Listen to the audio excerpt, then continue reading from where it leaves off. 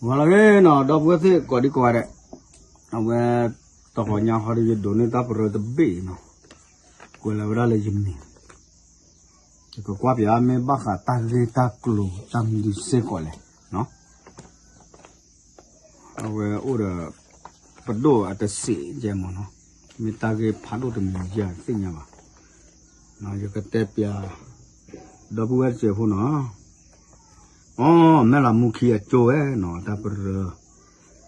ta ghê quên mùn à lỡ nữa cái hè ta pla cho ở mua sạp khí mi có đi giá cái chai nó như ta phần nằm luôn ta lỡ sửa khử này ô ra ai chơi đỡ để đi quên mua được bệ không lỡ cho mẹ làm mua kia bác hà là bật độ ta cặp bà lỡ hệ cái vỏ cái ruk hi này ô đó về ta pla chùa mua sạp khí nó thế vậy lỡ qua khui tỏ rồi qua xịt tỏ ta phụ thoát chô lỡ ta ghé đi àคนấy chô mà là mua khí quên mua nào lên cái hè mà sao có được he bá kia thôi ta he bá lên có ta là cái phụ thoát chô sẽ phá này nó ta chơi cái tao khoan này khổ na riมือสอขี้สอบ้ามือสนิเนาะอันตาเบไม่เลยตะขาเขาเดือเกเวลาอันเชื่อได้เลยอะไรตัวคนบ้าเชื่อโอ้เดตาเชื่อเรามีเนาะเราเพื่อโอ้เดตาเชื่อเรามีหรือเราเดว่ากันเต้นนับเปิ้ลนะสารพัดคนอะไรชูเมียนี่เนาะพิธีเชิญนักเรียนครูข้างบนกันเอาไว้โจโพดโจตระแล้วโอโพดก็เลยบลอดโลปูเดเอาไว้ละปูกับเปิดล้อเช่นนอนี่นอเกิดด้วยเราเป็นเนี่ยดอกกับบูดาบาตานอเดเวนอดอกชูเมียตะขาเราเนี่ยเว้ยไม่ตาให้เราเกิดจูโปรจูอะไรมาดอกแค่เนี่ยปูกับเปิดล้อเช่นนอละเมกมีตีคุกเลยกันนะเว้ยเกเฮเว้ยเกเฮตาเฮเกบาสูโพสาลาปูเราโจเนาะกูรอเนี่ยพอถอยละขี้ละโจตระโจโคมเนาะเว้ยเกตกตัวคู่รอบกับโจโพสิว่าขี้วิบล้อดอโจโพคัสสาเนาะก็แต่พลาระตาเล็กขอบโลดอตาพลาระโจเกกลมตาอุตสาจะเลยแต่บ้าอยู่วะเนาะแต่เลยจอแต่กลบ้าแต่เลวะเมื่อวีเนี่ยโจโพละพลาระโจเนี่ยเนาะเวกให้รอโจตาเป็นนอกแต่มีเลยตาเส้นนอกคาเนาะเมื่อเราโจตระเดโจโพสิว่าเนี่ยเวโจตระเนี่ยก็สาวิเชกเชว่าเวดอเลชูเมียคานโอเดตากีจูเดข้อเสียพวกนั้นก็กินเลยพอซาจูเดละบุรุษละก็เตอร์คานเนาะแต่เวลาเลยแต่ให้เราก็ว่าพอซาละพลาโจเซวันเนี่ยชูโมปาซูบุเขาเนี่ยเอาละก็เลยโมปาซูบุโจเขาดูแต่โอ้ละเลยโจตาอิตาถ้วยกว่าถ้วยซูบุละบ้าดีเนี่ยเนาะบ้าเขาเลยว่าชิคิตอนเนี่ยตาโจผ่าดูเนี่ยไม่เลิกคุยตอนเนี่ยกว่าแค่กันเลยเสกดาโจเพลนะไม่เสกดาโจเพลล้อๆเด็กโอ้ดิเวลาโจตระตาอิถวยกว่าถวยซื้อบุเนี่ยล้อเนาะดอากาศที่เนี่ยตาออตก็มีเนาะวันนี้อยู่บ้านป้าตุป้าสายอย่าสาบินาตันเนาะคนเนี่ยก็ให้ยาเรียกว่ามาลอยที่ชาเราเลยมาเย็นเลยนอกก็เนาะมาเย็นเลยตะปวกเด้อเดี๋ยวยังไม่เลยบ้าเดี๋ยวจะก็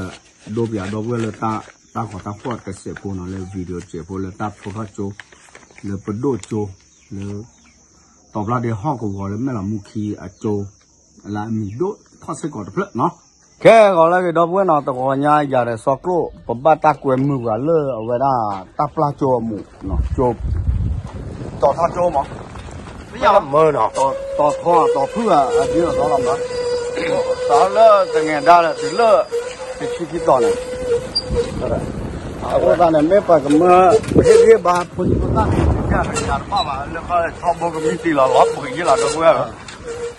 เขาบอกว่ามีตีเล่นบ้านเราบุญหมดเอาว่ามัวโจโจ้ก็มีตีเราอุ้มผัวก็มีตีก่อทอดจั่วก็มีตีห้วยเลิก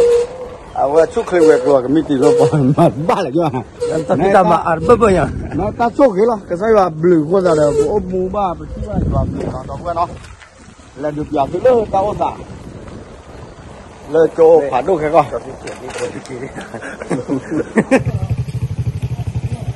นี่นะดอกเว้ยดีเลยแม่ละมุขีโจผ่านดุเลยนะ ดอกเวทกะทิใบให้ดึงเนี่ยดับบล็อกคลิปดอลลี่เนาะก็มั่วแต่นี่เนี่ยเมตตาสาคือผ่านโดนหรอกก็ดึงเนี่ยดอกดอกแวงกว่ามูตะกอบปุ๊บคนเรียกว่าแฮเฮียตาเปรสตารอบนั้นตาสาคือแล้วตาโปรโจเนาะเว้ยป้าได้ตะกออะไรนั่นรีบไปซิกก็พนพนมั่มตลอดอีว่าสิ่งนั้นว่าเวลาประกาศเลยดิโพยะอ๋อพอจะรู้ว่ามอสซาแต่บอกที่ว่าพูดอย่างนี้เขาคุยต่อคุยต่อเวลาเนี่ยชั่วโมงละนึกก็คืนปอมือปอควันปอมือมาปอมือนึกก็คืนมาไม่นึกมาทอดตัวเลยชี้ต่อเลยว่าถ้าจะมาด้านโลกนั้นโลกจ่าละหมอจะเป็นภาษาทอดทอดเลยภาษาคือว่าเต็มบ้านจริงละหมอใครเนี่ยบ้านเราว่าก่อนแล้วตับพูดเลยตับพูดเลยมีไว้กับพูดคือพูดเลยเยอะๆกับพูดแล้วว่าไม่นะกับพูดว่าเดี๋ยวกับพูดได้ชั่วโมงละมือก็นอนแล้วดอกบัวมือวันเลยล่ะมือก็นอนอะไรมือก็นอนหรอคือแม่ก็มากแค่ก่อนเลยบ้าเกิดเลยชั่วโมงตะก่อนพบล้อตัวย่อพบล้อตัวไอ้ตะก่อนี่ก็จับด้วยพลพายิลีจับพลพายิลีพลพลเด็กทีบาลีจัดอะไรวะพอเด้อโอ้เนาะจนตอนมื้อละโอ้ดาแปลมือเส้นผ้าเด้อว่าป้าให้ปุ๋ยเนี่ยเนี่ยในชาติตึกตัวเสียละอีตึกตัวขี้สีละตึกตัวแย่สีเนี่ยอย่าได้อย่าโผล่โผล่จะบาเลยอย่าแปลกอย่าบอดโอ้ละจะบาเลยจะจับยาเราปุ๋ยละว่าอะไรจะแกเหี้ยเนี่ยก็โอ้ยบ้า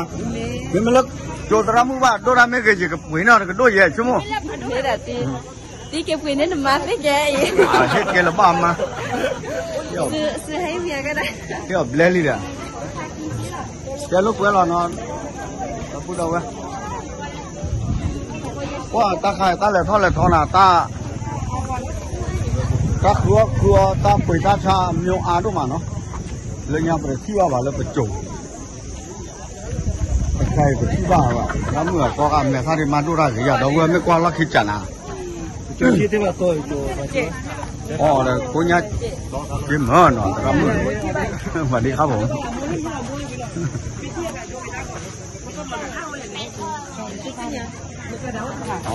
เจ็บอย่างไรครับมึงเนาะ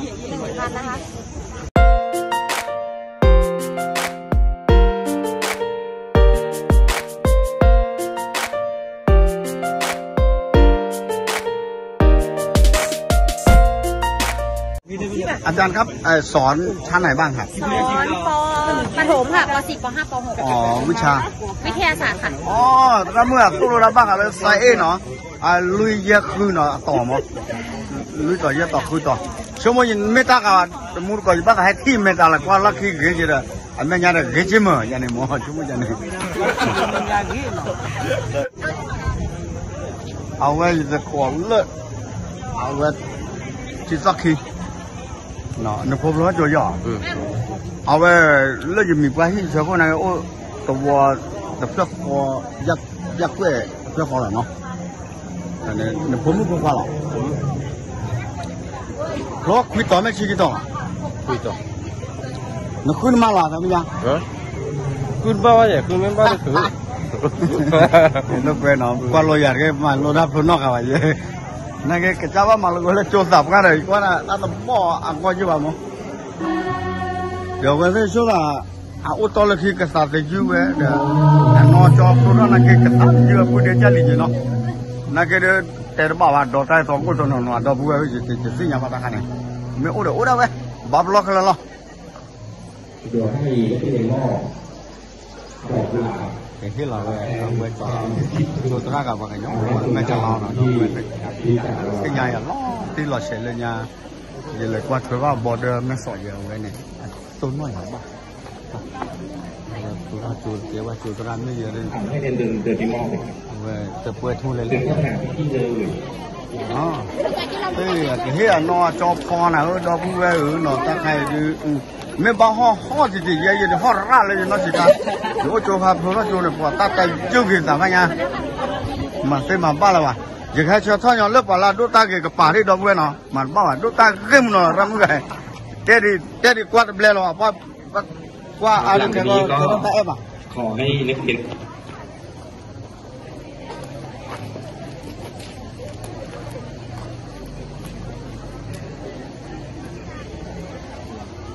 หลังนี้ก็ขอให้นักเรียนม.6 ทุกคนนะครับก้าวออกไปจากรั้วโรงเรียนแม่ละเมืองด้วยความภาคภูมิใจนะครับเชื่อและเกินมากครับราแต่ไปได้เลย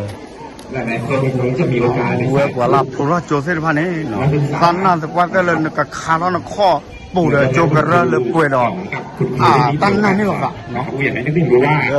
ป่วยดอกกว่าที่เราได้มีโอกาสใส่ทุกท่านเนี่ยเมื่อกี้ต้องยาววันยาวเขาเนื้อเชิญถ้าเราอักลาในการเนี่ยเราป่วยเนาะบ้านเมืองว่าปูเราไม่ได้ชิคกี้พายคุณที่มีโอกาสเข้าศึกษาต่อในระดับแต่ให้ลูกเขาได้ต้องสอบนะครับเลยแรงมากเลยนะครับเราไปขี้บางคนแค่จะไม่เก่งนะครับบางคนแทบจะไม่มีเวลาหยิบหรือแม้แต่เวลาจับโทรศัพท์หลายคนที่มีโอกาสศึกษาต่อในระดับมหาวิทยาลัยจุฬานะครับผมเชื่อและเชื่อว่านักเรียนมีเส้นทางเดินของนักเรียนมีเป้าหมายที่นักเรียนวางเอาไว้ข้างหน้าราคาเตะได้ยังน้ำมือมาเราเพื่อยังไม่แก้ว่าจงหัวหยกหัวยังได้เลยถ้าเกิดโตหรือเปล่าแต่ยืดหยุ่นว่าอยากโตมาจบมาแล้วเป็นคนที่มีคุณค่าสามารถเลี้ยงตัวเองได้ดูแลคนที่อยู่ตรงชีวิตเราดูแลเป็นพ่อแม่ทุกคนครับครูบาอาจารย์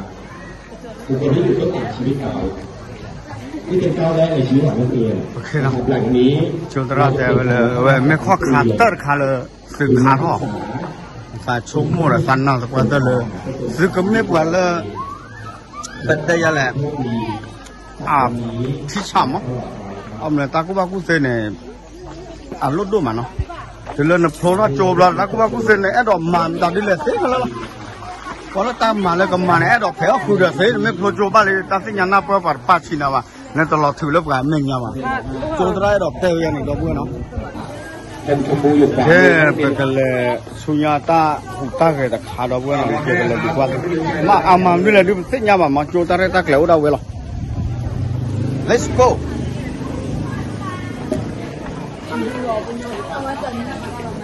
โคตรมึนโคตรเปิดต่อเลยนะอ๋อจะรู้ว่าคือต่ออ๋อแต่ชิคีต่อมองเขาไม่ต่อทอดโจเนี่ยนึกตาลีเนาะแต่รู้ไหมจ๊ะที่เดียชั่วโมงละนึกมาโลต่อตามนึกคืนนึกปามาเลยเดี๋ยวไม่รู้แม่จ๊ะที่ก็คือจะพิจารณาว่าไม่ได้ว่าก็เสียโอโจภาษาอย่างว่าเฮ้ยเยอะพิจารณาโอเควันนี้จะนับเปิดเลยคืนนึกปามาล้อตีลีจ่ายน้องนะครับบ้านเราด้วยเนาะแต่ว่าเม็ดจากคือเดอปอกพาร์ตเตว่ากับเซ่พวกเราพวกเราชิคกี้ต่อยาฮะชิคกี้ต่อยามหก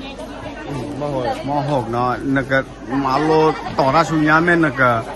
คือจะพิจารณาเลยบักคือรับเทียมมาเทียนอ๋อบักคือเมลี่ตาแค่ละรถด้วยเนี่ยลุล้อสามเมตรเนี่ยอุ้ยหรอปัตตอนว่าจานาลีเนาะคือเนี่ยเดี๋ยวโมเดลเนี่ยกันเลยสายจานเนี่ยต้องเวฟเนาะ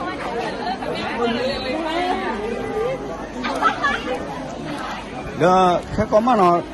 อยากจะดูว่าดอกว่าเอาไว้อย่าชกก็มั่วเอาไว้กันเล่นหนึ่งเอาไว้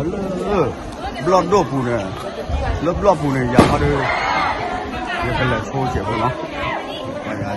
โจทย์ราคาละเนี่ยตักพิจารณาตาเรตักเลยพูดทางไหนเนี่ยมันโต๊ะดอกมันต้องตั้งอยู่ในฝันเลยใช่ไหมแล้วปูโตแล้วกลับโต๊ะที่กลับบ้านโดนใช่ไหมแต่เราโจมลำที่โตแท็กรำดูได้กี่เลยไม่ได้กี่ทอดมาจูบอลเลยนะเลยยาเนี่ยว่าแกโจทย์ราแกไม่มือก็ยาแกต้องมือ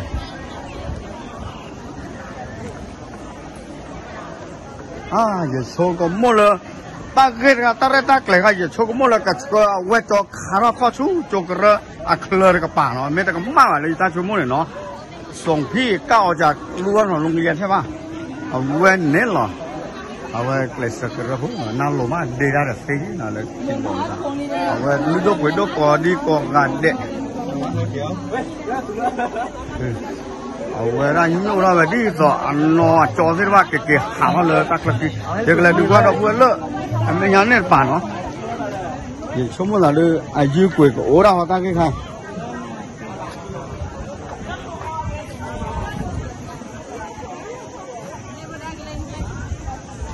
โอ้เลิศตาเขื่อนเล่นเนี่ยจะ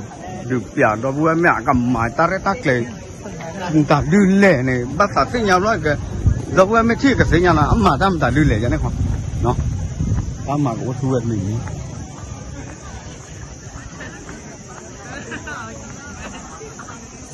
สอบรถที่เราได้มีว่าเล่นที่มีว่าวันดินมีว่าใหญ่จานาดิไม่บ้านนะครับโตเราได้มีว่าเนี่ยในสวัสดีข้าวจ้าพูดจากพุทธลีเที่ยวมั้งยิ่งจะจานถ้าพุทธลีวันโตมีว่าเนี่ยสวัสดีครับพ่อวิลีแม่วิโกยามอ๋อผมก็มาผมพูดเรื่องที่ไปที่ว่าว่าเพื่อนคนก็หวังว่าอันเดียจานนั้นแหละนั่นว่าน้อยแม่ขี้เป็นไงนั่นตุ๊สุรอนแม่ขี้แล้วก็พอมั้งที่พอถูกอ๋อแล้วพอกันเนี่ยอุ้ยอะไรตาใครจะทิ้งมาจอแล้วมันบ่อดีตาใครไม่อีรุ่นหนามาอย่าเสียงบ่ตาใครน่ะ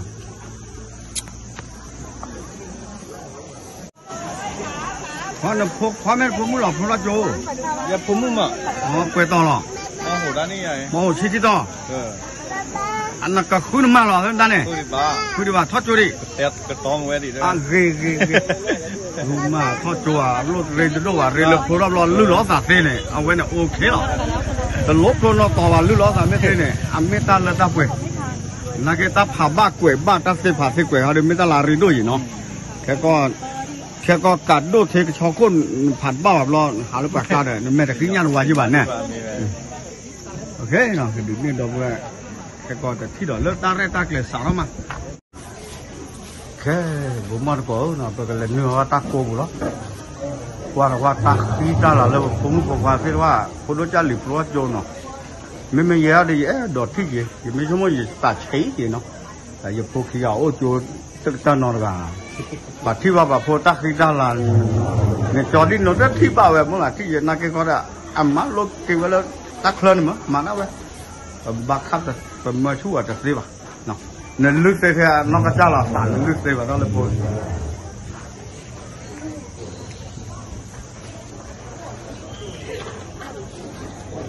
ว่าตักขี้พาลาเลยมากหน่อยว่า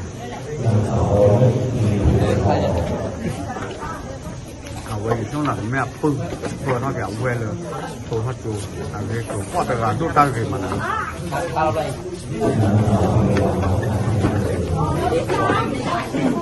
ว่าที่โยโจพานี่อยู่ที่เราเชื่อกูเชื่อกันโจพอกว่าละเคยเจอกว่าละเลยคนดูตั้งขึ้นแล้วกันอย่างนั้นเราว่า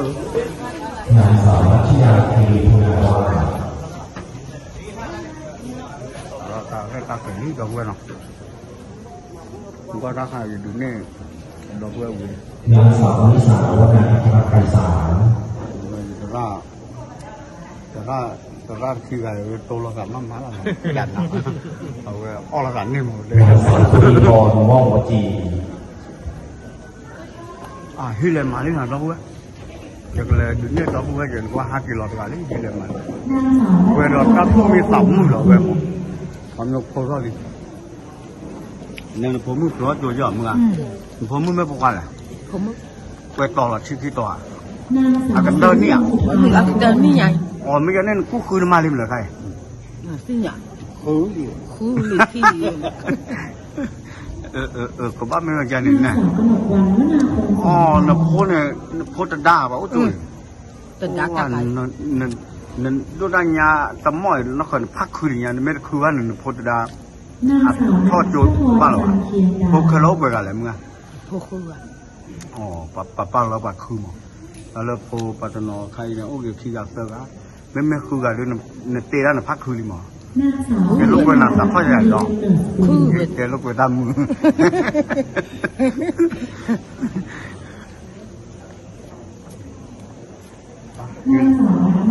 เอาไว้ที่เลยมาเลยดอกเว้ยเนาะcertificate นะเว้ยเล่มมาที่โปรโจเล่มมา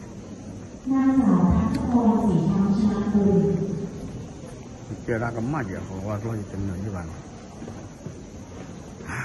เว้ยโจโค่นะนั่นมันคือโจโค่นะพออมไม่ตระเลยกันดูรถเตะว่าแล้วก็เตะได้กันน้ำมือมันยังไม่แก่ว่าโจโค่ยังไม่ทิ้งหรอกเว้ย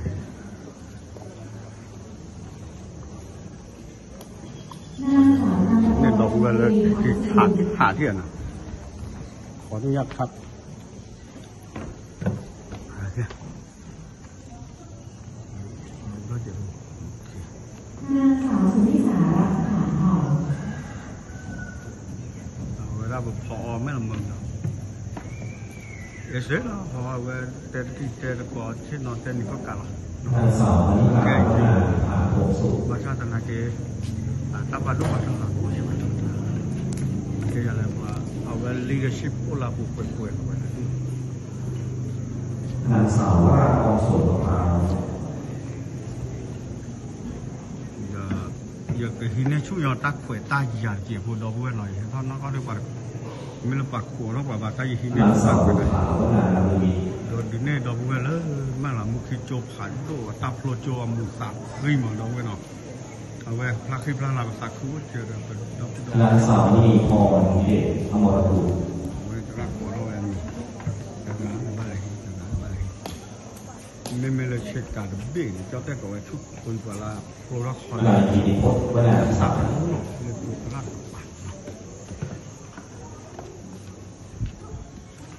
ก็ได้เปิดอะไรเรื่องอะไรนายธนพัฒน์จอมวัชราว่าเธอมาลูกอาจารย์ก็ไม่หนอไม่ตุลฮีเลมันแล้วพอเลยจบเราดูจันทร์เอาไว้วางมือนายวินัยวนาไฟวันแล้วก็เลย new generation เนาะว่าเสิร์ฟด้วยคนรุ่นใหม่นายวิชยาวนาพิรู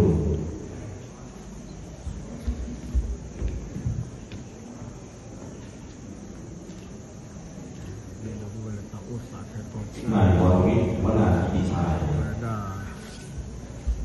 วรวิทย์บาโคพาโคราโจเย่เนาะเดี๋ยวช่วงก็เลยคุยต่อไม่ได้มากเนาะจะตักคือเลยพวกอันนี้ไม่มาระเบิดก็แค่ที่นี่นายพาไทยสันติภาพ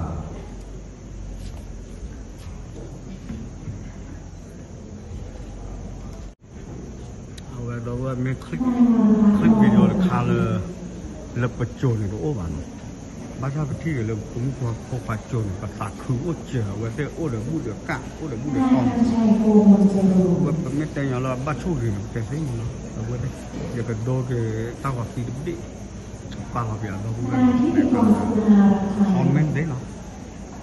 แต่น้อยเราพูดคอมเมนต์อย่างนั้นพูดตั้งนี้พูดตั้งนี้คิดดูว่าเราพูดเลยเฮ้ยไปอะไรเอาไว้ก็ตั้งตัวเลยใช้น้องสัก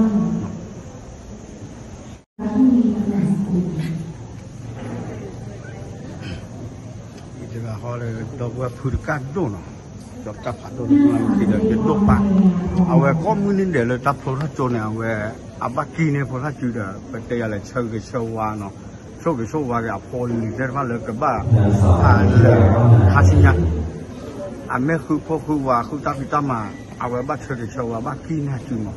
ตากี้คือตัวข้อหนึ่งเราไว้ไม่ตาเชื่อก็เชื่อว่าเลยภาษาว่าที่ว่าแต่ลูกสาวคนไม่ได้ละตัวปูเนาะ我哋咧ภาษาว่าเราเส้นยาคือลุลาแบบแต่สืบทอดวัฒนธรรมประเพณีเมตตาลาอยู่ที่ตรงนั้น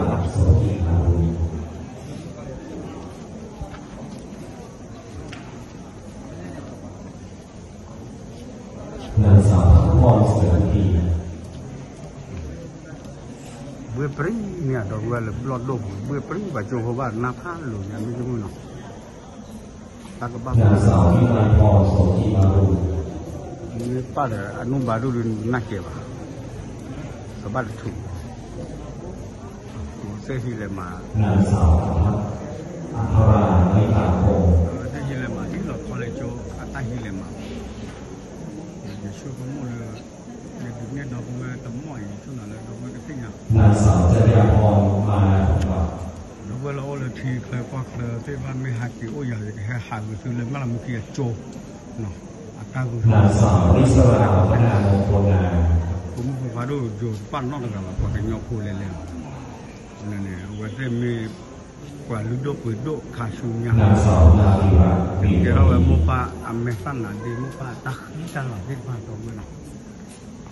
หลายป้าเราถึงเมื่อเยอะพอเลยเราต้องตั้งสิเลยเจนางสาวนีอาจารย์เนี่ยเราได้บอกว่าเชื่อมั่นในตัวเองเนาะหรือรู้มั้ยเวลามุปะรู้สุดละตักคือเทนเลยมันก็จับ าษาคือได้ผมก็ว่าพอทอดจูกันนี่ว่าอัมมาตนอเดตนอเนี่ยละวันผมไม่เป็นผมมาเลยนั่นกูขึ้นมาเรียนเลยเนี่ยอย่าบ้าจ่าลูกโป่งเนี่ยไม่ใช่เนี่ยบ้าสาวเลยว่าก่อนนะตับคุริยาบ้าสาวเลยเนี่ยเราเนี่ยเราบ้าก่อนอะไรเนาะก่อนนั้นตัดคุยเลยบ้านก็ว่าอยู่หมู่บ้านเป็นว่าสักคืออย่าสิ้นยาละสักคือนางสาววริศราเวียนบุญเจอไม่ให้ผ่านรูปผ่านนี้หรอโรงเรียนเราสอนในเรื่องของการมีจิตอาสานะครับเห็นสิ่งไหนที่ไม่ดีสิ่งไหนที่คิดว่าน่าจะพัฒนาได้ขอให้พวกเรานั้นมีจิตอาสาให้พวกเราทำนะครับการที่เรามีความรู้เป็นคนดีเป็นคนมีจิตอาสาวันนี้เรามีความรู้แล้วนะครับก็คาดหวังว่านักเรียนทุกคนลูกๆของผอลูกๆของคุณครูจะนำความรู้นี้ไปใช้ในชีวิตประจำวันนำความรู้ไปใช้ในสังคมแล้วก็ให้อยู่ในสังคมอย่างมีความสุขนะครับในโอกาสนี้นะครับขอวางงานของคณะครูนะครับก็ขอกราบอาราธนาสิ่งศักดิ์สิทธิ์ที่สิ่งศักดิ์สิทธิ์ในที่นี้นะครับสิ่งที่คุณครูเราถือผู้ปกครองถือเรียนเราถือนะครับป้องคุ้มครองให้ลูกคนนะครับมีสุขภาพแข็งแรงมีความปลอดภัยและก็มีอาชีพการงานที่ดีที่มั่นคงครับขอบคุณครับขอบคุณท่านนัทพลกองดีมากพอโจโคอันตะกโตเอเบียบากโตตกของเขาเลยจากห้องทุนการศึกษาให้กับนักเรียนที่จบการศึกษาขอเรียนเชิญตัวแทนสำนักวิทยาลัยราชภัฏเลยค่ะการขายไม่ได้บาคาเลยโจโคกับขายหน่อยเลยไม่ได้เลยเลิกเหตุให้เราเชื่อแล้วก็เสร็จทอดโจคาสุญญาเต็มผ้าอ๋อแล้วมาเราอุดตาตัวสาวแล้วก็มาเราเชื่อมาดูด้านสุญญาเราเต็มผ้าเนาะว่าได้นอกจาก University อ่ะแต่ราชวิทยาลัยว่าไม่แต่ก็มากเลยเต็มมาก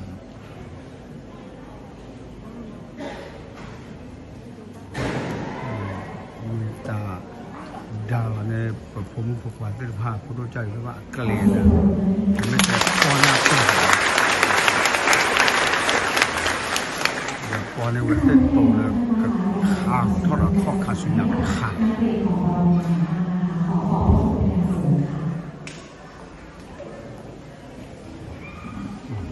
ชั่วโมงนั้นเนี่ยจานกษัตริย์มุบารักกษัตริย์คือโจทย์ราปฏิวัติกับพระพุทธเจ้า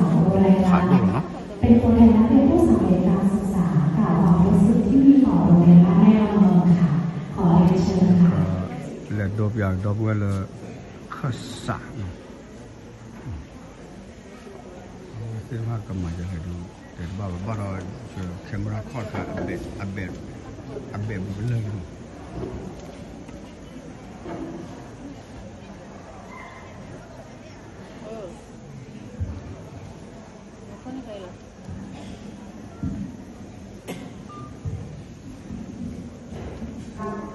เวลาเมื่อวานไม่เคยที่จะย้อนกลับมา